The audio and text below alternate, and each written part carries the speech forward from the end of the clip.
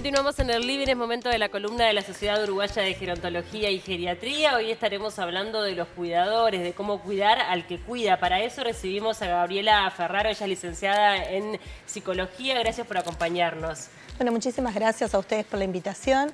Y bueno, el tema era pertinente porque el 5 de noviembre fue el Día Internacional de la Persona que Cuida. Entonces, que es tan importante el vínculo que se construye entre la persona que cuida, sea cuidador formal o cuidador informal. Entonces, de alguna forma eso es importante, sensibilizar o trabajar sobre ese día. Sí, porque de verdad es que es un trabajo que también debe tener sus satisfacciones, pero también es muy desgastante, ¿no?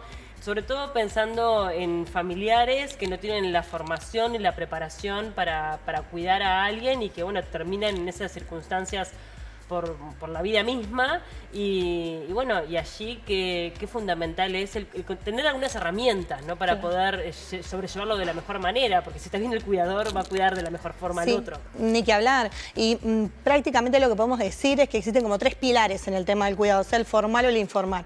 Primero es el respeto por el otro, por el cuerpo del otro. Cuando vamos a hacer algún procedimiento o algo, pedirle permiso a la persona que vamos a hacer determinados cambios o determinadas cosas. Cuando lo movemos de lugar, poder dedicarle tiempo también al otro en su historia, porque todos tenemos una historia personal y no porque envejecemos perdemos esa historia. Entonces lo más importante es el respeto, la autodeterminación y la autonomía también, nosotros dejar que la persona pueda hacer todas las cosas que puede por sí mismo, no sobreprotegerlo, eso es importante también el rol del cuidador.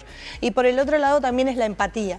Que hablamos de empatía, hay muchos términos o muchas definiciones de empatía, pero el más conocido de todos es, antes de juzgar a una persona, es preferible de alguna forma caminar 3 noches o 3 lunas en sus mocasines, que es un proverbio sioux, antes de juzgar a otra persona, ¿no? Y Daniel Goleman, que es un psicólogo, habla de que existen 3 tipos de empatía. Una es la empatía cognitiva, o sea, ponerse en lo que piensa el otro. La otra es la empatía solidaria, o sea, es cuando yo de alguna forma trato de hacer algo por el otro. Y de la otra es la empatía que tiene que ver con las emociones. Yo puedo sentir como el otro siente. Bien. Pero está muy conectado con lo que vos decías, que es si no nos cuidamos a nosotros, que muchas veces, no en el caso de la institución, sino en el caso de cuando la familia llega al rol asignado, que muchas veces es hacia los hijos o hacia los nietos, y ese rol no estaba de alguna forma pautado. La persona mayor era el cuidador principal y muchas veces tiene que ser cuidado por otra persona, ¿no? Sí, también hay que decir que casi siempre los cuidados recaen en las mujeres, ¿no? En su gran mayoría. Es un 85% más o menos que las mujeres se hacen cargo del cuidado como ese rol asignado.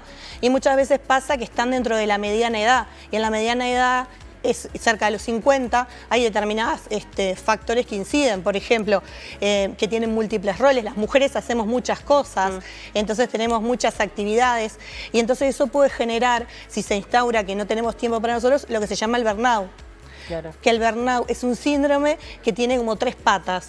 Uno que es el agotamiento emocional, que afecta más a las mujeres, la otra que es la despersonalización, que afecta más a los hombres, y la otra es la falta de motivación. Las mujeres por lo general tienden como a desmotivarse y a hacer cosas para el autocuidado porque están cuidados o dedicándose a otro. Claro, eso también es bien importante tenerlo en cuenta de cómo sobrellevarlo de la mejor manera, también pensando en lo que tiene que ver con el cuidado formal, o sea, de personas que trabajan cuidando a otros, cómo trabajar el desapego, ¿no? Porque, bueno, allí de repente puede pasar un tiempo importante de su día a día durante algunos años y esa persona después no está más o tiene que modificarse por determinadas cosas del trabajo. O va declinando funcionalmente. Sos Sí. una persona que vos la veías bien y que de repente iba enmascarando determinados síntomas y no te das cuenta que tenía fallas de memoria o la atribuías como comúnmente la atribuyen a la vejez, que no es así.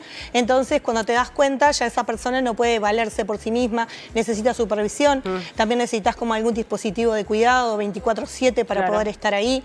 Entonces, también genera muchas veces, cuando ese deterioro progresa y avanza, el tener que tomar una decisión muy difícil. Cuando ya el cuidador no es suficiente, muchas veces hay hasta que institucionalizar. Entonces, también trabajar con la familia todo ese proceso de poder, buscar otro cuidado que en ese momento el familiar requiere y que la persona muchas veces dice, no, yo se lo puedo dar, ¿Hasta cuándo? ¿Cuál es el límite de decir, yo se lo puedo dar? Y hay hijos también que muchas veces no asumen que su familiar necesita también cuidado. Entonces, en ese proceso de negación de la enfermedad también se generan problemas familiares porque suponen que la persona mayor puede hacer más cosas de lo que realmente hace. Claro, pensaba también en el tema de, bueno, los recursos económicos, que no es poca cosa, ¿no? Cuando a veces uno tiene a un integrante de la familia enfermo, hay que cuidarlo, pero también hay que sostener económicamente ese hogar y hay que también pagar un especialista, un psicólogo, que es algo que lamentablemente sabemos que no está demasiado extendido, ni a nivel público ni privado dentro de lo que es el sistema de salud, ¿no? Sí, es un trabajo holístico. En realidad está el médico geriatra, está el psicólogo, el trabajador social. Cada adulto mayor es distinto y por lo tanto tiene que un equipo abordar esa situación. Pero sí, el psicólogo de alguna forma le da contención a la familia para poder procesar esto.